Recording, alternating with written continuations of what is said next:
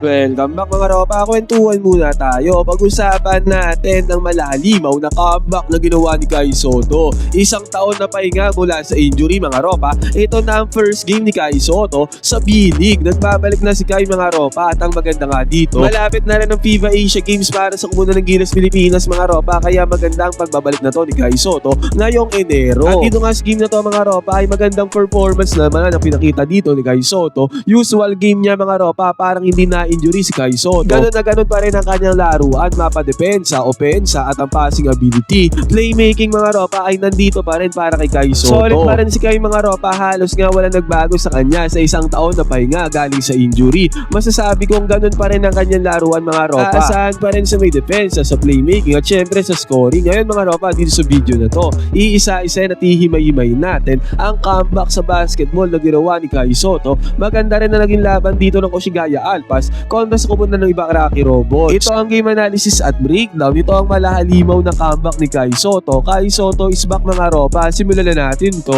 Okay, game.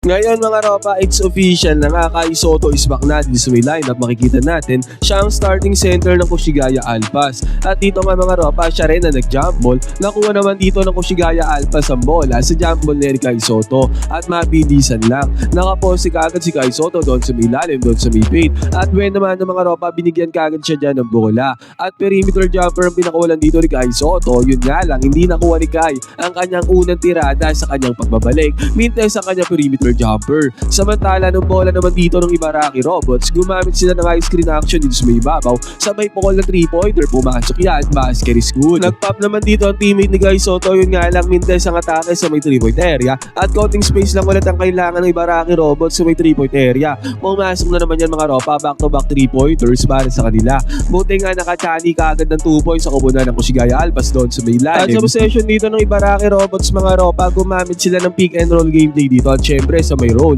Si Kai Sotto ang depensa dyan. At kita natin kung gaano kaganda ang naging payong ni Kai Sotto doon sa may lalim. Good defense yan mga ropa. Yan ang talagang kayang i-provide ni Kai Sotto, yung kanyang interior defense. Dahil nga 7'3 ang kanyang height, talagang kayang-kaya niya yung mga ganyan depensa. Na which is ginawa niya nga dito. Sayang nga lang ay hindi nakapag-convert ng puntos dyan ng Komunidad ng Koshigaya Alpas. At nung possession ulit nila dito mga ropa, nabigyan ng bola si Kai Sotto dito sa may poste at heto pa mga ropa. Again, hindi nawala kay Kai Sotto yung kanyang magaling na pasa. Yung mga gantong look mga ropa, nakapag-convert ng easy 2 points dyan ng kanyang teammate. Dahil sa good playmaking na kanyang ginawa, hindi nawala ang playmaking ni Kai Sotto mga ropa. At ngayon, dito tayo sa possession ng Ibaraki Robots. Naiwanan dito ng ball handler ng Komunidad ng Ibaraki Robots ang depensa ng Koshigaya Alpas. Ang last line of defense ng Komunidad ng Koshigaya Alpas doon sa may ilalim ay walang iba kundi si Kai Sotto. At kitang natin dyan mga ropa, blinak ni Kai Sotto ang tirada dito ng Ibaraki Robots. Dalawang blocks kagad na nagagawa ni Kai Sotto doon sa may ilalim mga ropa.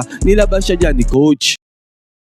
Nakakuha ng top of the key 3-pointer dito ang Koshigaya Alpas mga ropa, sabay bumawi naman kaagad ng 2-pointer ang Komunidad ng Ibaraki Robots. 13-7 ang score lamang ng Ibaraki Robots. Nakakuha naman ng good defense dito ang Koshigaya Alpas mga ropa, nakakuha sila ng steal kaya tendency outcome nito. Easy 2 points doon sa may lalim, doon sa may paint. Samantalang Ibaraki Robots mga ropa ay bumakbak naman doon sa may ilalim. Ang lakas din ng ilalim ng Ibaraki Robots mga ropa. Nakakuha sila dyan ng 2 points. Nag-attempt ng 3-pointer dito ang Koshigaya Alpas, nagmintis yan. At again mga ropa, yung big man ng Ibaraki Robots na naman ang nagkaroon ng back-to-back points dito para sa Komunidad ng Ibaraki. Ang ganda naman ng balansa ng bola na ginawa dito ng Koshigaya Alpas mga ropa, tendency outcome yan. Nagkaroon sila ng open 3-pointer dito, mabuti na lamang ay na-convert nila ang open 3-pointer na yan. Samantala, ang daling nakabawi dito ng Ibaraki Robots. Gumamit lang sila ng screen action dito sa may babaw, pukol ng 3-pointer, pasok agad ng 3-pointer na yan. At binalik na dito si Kai Sotto mga ropa. Pagbalik dito ni Kai Sotto, balansa ng bola ng Ibaraki Robots, hindi na naka-close out si Kai Sotto dito sa may ilalim, kaya nagkaroon ng easy 2 points dyan ng Komunidad ng Ibaraki.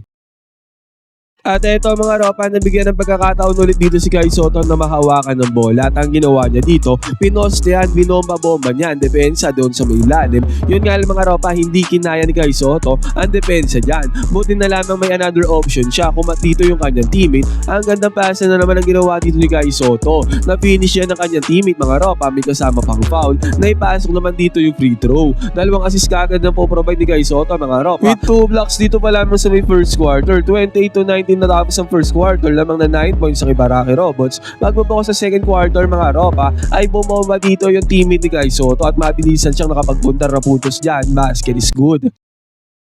Sa possession na to, inatake ng Ibaraki Robots ang depensa ni Kai Soto sa may drop defense. Gumamit ng screen action dyan. Kitang-kita natin naka-drop defense dyan si Kai Soto. Buti nga mga ropa, nagmintes ang tirada dyan ng Robots. Samantala, nung bibigyan naman sana ng passes Kai Soto dito sa may ilalim, check na check yan ang kumunan ng Robots mga ropa, kaya nag-turnover dyan sila Kai Soto. Nag-attempt naman ng 3-pointer dito ang Ibaraki Robots mga ropa, yun nga lang nagmintes yan. Nakakuha ng rebound dyan si Kai. At after nito ay nagmintes din ang tirada ng kumunan ng Koshigaya Alpha sa may 3-point area. At another one mga ropa, na subukan ulit dito yung drop defense si Kai Soto. Yung binabantayan niya ay nag-set ng screen dito sa may ibabaw. Pagkagamit ng screen mga ropa, drop defense si Kai Soto doon sa may ilalim, kaya walang resistance din sa may ibabaw. Nakalibre ng tira mga ropa sa may 3-point area. Pumasok ang tirada dyan ng Ibaraki Robots. Turnover na naman ang Koshigaya Alphas mga ropa. Prone na prone sila sa turnover. At nung possession dito ng Ibaraki Robots mga ropa, ay nasubukan ulit ang perimeter defense dito ni Kai Soto. Wala siyang nagawa dito mga ropa kasi nasa may ibabaw siya. At madaling naiwanan dito ang depensa ni Kai, kaya nagkaroon ng easy 2 points dito ang Ibaraki Robots. Napa-timeout dyan ang kumunan ng Koshigaya Alphas mga ropa. 33-21 na score sa pagkakataon na to. 12 points na ang lamang ni Ibaraki Robots. Nilabas dyan si Kai Soto at agaran lang. Nakapagpundar ng puntos ang Ibaraki doon sa may lalim, doon sa may paint. At turnover na naman ang ginawa dito ng Koshigaya Alphas. Napaka-pro nila sa may turnover mga ropa, kaya pinagbayad ulit sila dito ng Robots. Puntos na naman doon sa may lalim. At after pa nito mga ropa, again another 1 points in paint na naman ang binanatan dito ng Ibaraki Robots. Bulusok na nga sila sa opensa. 40-22 na ang score dito mga ropa, kalagitnaan second quarter. Napa-timeout ulit dyan ang Koshigaya Alphas mga ropa, at after ng timeout, again another turnover na naman ang kinumit dito ng kumunan ng Koshigaya Alphas. Nagkaroon sila ng good defense dito mga ropa, yun nga lang, sobrang pangit ng shot selection dito ng teammate ni Kai Soto. Mintes ang tirada dyan mga ropa. Nagkaroon ulit ng another attempt dito sa may 3-pointer, yun nga lang malansa ang tirada sa may 3-point area. Mintes na naman ang kinuha dito ng kumunan ng Koshigaya Alphas. Buti nga mga ropa, again, nagkaroon ulit sila ng another good defense dito, at sa wakas, pumasok din ng kanilang perimeter jumper. Basket is good.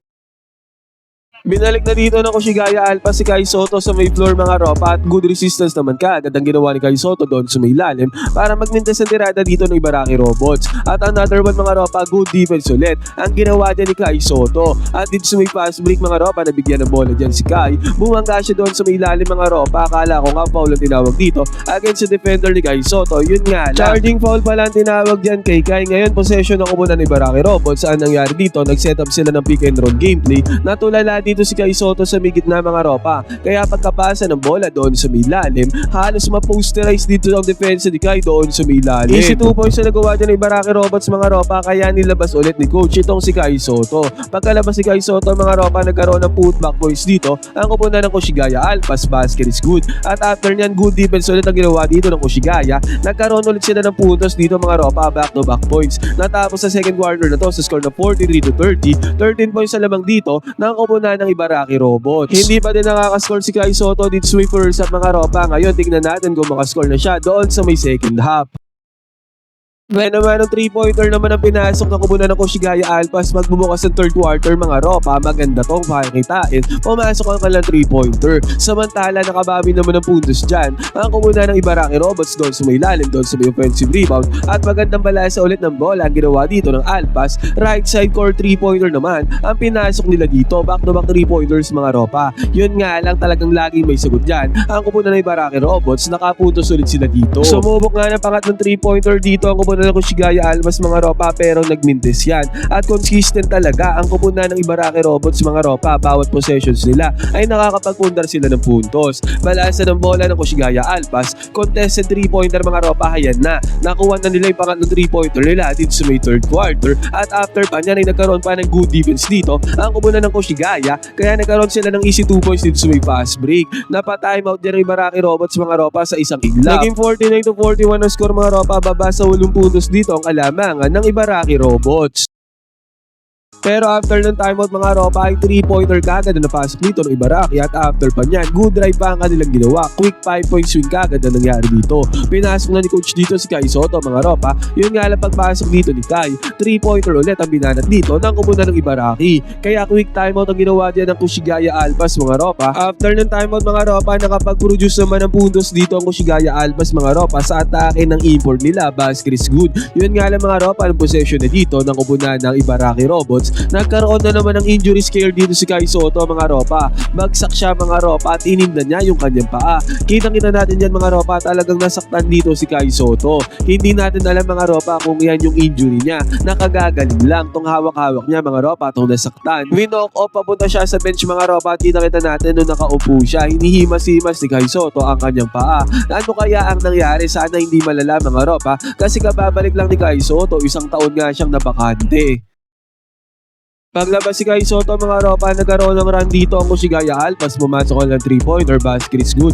At after nyan, zigzagging through the defense dito ang teammate ni Kai Soto. Nakajani naman ang long range bomb dito ang kupunan ng Ibaraki Robots mga ropa. Yun nga lang, sumagot ng perimeter jumper dyan ang Kushigaya Alpas. 60-50 na tapos ang third quarter mga ropa, 10 points na lamang dyan Ibaraki Robots. At magbubukas ang fourth quarter, buena mano, 3-pointer kagad na napasok dito ng kupunan ng Kushigaya Alpas. Samantalang ang matirada naman ng Ibaraki Robots ay nagmimintes sa pagkakataon na to. Nagkaroon ulit ng another 3-pointer dyan ng kupunan ng Kushigaya Alpas dito sa may left side mga ropa, kaya sa isang iglap naging 60-56 ang score mga ropa. Napa-timeout dyan ng kupunan ng Ibaraki Robots. Nakakambak pa nga dyan ng kupunan ng Kushigaya Alpas mga ropa dito sa may dulo na laro. Naging 66-64 ang score. Nakakuha sila ng clutch 3-pointer dito mga ropa, Bas Chris Good. Sumagot naman dyan ng kupunan ng Ibaraki Robots. Nakakuha sila dyan ng 2-pointer, easy money. At dito nga sa dulo mga ropa ay nagkaroon ng clutch 2 points sa kupunan ng Kushigaya Alpas para itabla ang laro sa all 74 at eventually nga mga ropa, nag-overtime pa ang laro na to. Dito sa overtime mga ropa, nagkaroon kaagad ng top of the key clutch 3-pointer ang kupunan ng Kushigaya Alpas mga ropa, kaya lumamang kaagad sila. Nakasagot naman dito ng napakagandang move. Ang Ibaraki Robots mga ropa para sa 2 points, yun nga lang zigzagging through the defense dito ng kupunan ng Ibaraki Robots ang kupunan ng Kushigaya Alpas para magkaroon ng 83-81 na lead mga ropa. Segundo na nga lang natitira dito, nagkaroon ng dalawang clutch free throws dito ang Kushigaya Alpas pero parehas nilang namintes yan. Susubok sana mag-overtime ulit dito ang kupunan ng Ibaraki Robots mga ropa, yun nga lang nagmintes na ang kanilang atake. 83-81 na tapos ang game na to mga ropa, monster comeback pa ang ginawa dyan ng kupunan ng Kushigaya Alpas. Talo na ay nanalo pa sila. Ngayon mga ropa, ang sobrang importante nga dito, Kai Soto is back na nga mga ropa at sana yung injury na kanya natamo, injury scare mga ropa, ay hindi malala para tuloy-tuloy na talaga ang paglalaro ni Kai Soto after ng 1 year na pagkakabakante. Ngayon mga ropa, ano masasabi nyo sa laruan dito ni Kai Soto sa kanyang comeback? Pwede kayo mag-comment dyan sa baba ng opinion. Magkwentuhan tayo.